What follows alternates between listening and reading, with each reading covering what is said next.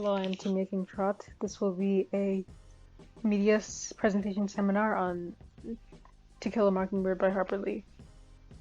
We're excited. Titled To Kill a Mockingbird, author Harper Lee, published New York Grand Central Publishing in New York, New York. Copyright date 1987. Summary. The story starts off with the audit version of Scout, thinking about her childhood. She's narrating through her childhood perspective. Jem, her older brother, and her cousin Dill spy on their neighbor Boo Radley in their free time. Boo Radley is very mysterious. The kids find out in winter, as Dill has left and gone home, that Boo is trying to communicate with them via a hole in the tree, and that he is leaving messages for the kids. Then they learn that their father Atticus has taken a case of a black man, and Macomb is a very racist society. They're very confused by his decision. Tom Robinson, the man that Atticus is defending, who is the father, Atticus is defending Mayella. He's defending Tom Robinson, who is accused of raping Mayella Ewell, the daughter of Bob Ewell. And the Ewells are like a disgrace to Macomb because people don't like them. Before the case reading, we see how racist Macomb is. When there are hate crimes targeted towards Tom Robinson only because of the color of his skin, such as calling him the N-word and trying to abuse him. In the court hearing, Atticus investigates Mayella even though Tom is clearly innocent. They deem him as guilty. An angry and drunk Bob Ewell attacks Scout and Jem on their way home from the play for Halloween. Boo Radley comes to the rescue, saves the kids, and accidentally kills Bob Ewell with his knife that Bob fell on.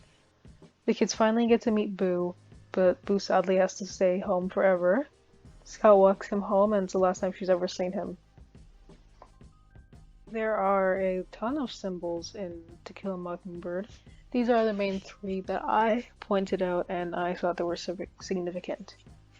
Tom Robinson is a symbol, and he represents the mockingbird, which is symbolic. The mockingbird represents innocence, and Tom is innocent. Boo Radley represents the past ways of the town, such ignorance and inequality, and the ways how judgmental Macomb is. The town does not like him. They want to shun him and forget about him, even though he's significant, and he's very important. Finally, Atticus Finch. He symbolizes honor. He represents the fight for equality and justice for all. What do these symbols represent? Tom Robinson represents innocence, just like the mockingbird. He was innocent, yet no one believed him besides Atticus, who's his lawyer. When he was declared guilty, it was only because of racism in Macomb. Otherwise, he would have been innocent as he is. Boo Radley, he is a criminal, misunderstood, because we don't know, he might have had a troubled upbringing, a childhood that was not great. He's one of the town disgraces, and he gave the Bradleys a bad reputation. Even the kids are scared of the Radleys. They don't want to go near their house. So Scout is like the only one who really actually wants to see him because he's so mysterious. And he tries to communicate with the kids via a tree in the wall. A hole in the tree. And he does it very mysteriously. He represents sort of childish behaviors, being scared of the real world and facing real world problems. Atticus, who's my favorite character, represents independence by showing he is minded. He is symbolic because he is like the savior. He is intelligent and open-minded. He's the only white person that would stand up for Tom at first. His kids stand up for him later as he educates them as to why it is right to stand up for people and to stand up for what is right. He has his morals, but he isn't opposed to others' ideas. The author uses Atticus as a logical, calm, and grounded one. He symbolizes the hope for humanity, and he shows us the other side of the story that you might not have thought of listening to. Now on to narrative voice. Scout Finch, she's the main character. She's the narrator of this story. We are reading it through her perspective. She's the narrator of this book, and a lot of the way she thinks influences how we perceive the story, since she is very young. She's a child. She's not even 10, and she doesn't know everything about the world. She's not really familiar how to deal with problems. Like when her teacher said, "Oh, you should not be ahead in the class."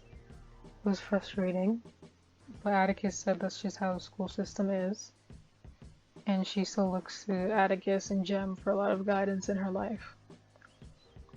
So we would be interpreting this story just like we were also young, like her. She observes the world and goes on with the story just like if we were young like her, even though some things she has a very good understanding of. She narrates in first person, so we know her thoughts, we know her mindset, what's going on in her head, and her being the narrator makes us feel like we are in Macomb, we are part of, like we are her, and we get to see everything through her eyes. So it makes us feel like we are Scout, and that even though Scout is narrating this through her adult self, it still has, she captured very well her younger self, a younger mindset. And the book's biggest symbol, in my opinion, is Tom Robinson being the mockingbird. It works perfectly. When I figured that out, I was like, wow, it makes perfect sense. Finally, was the biggest symbol in the book, in my opinion. Tom Robinson being the mockingbird is the biggest symbol and the most important one to me, because he is innocent one, and people think he's guilty, and he was calm.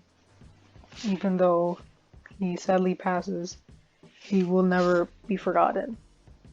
And I would give this book a 5 out of 5 for symbols in the book and how the way it was narrated by Scout.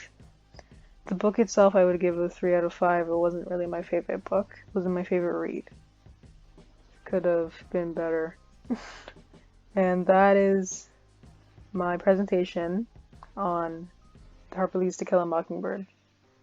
Bye!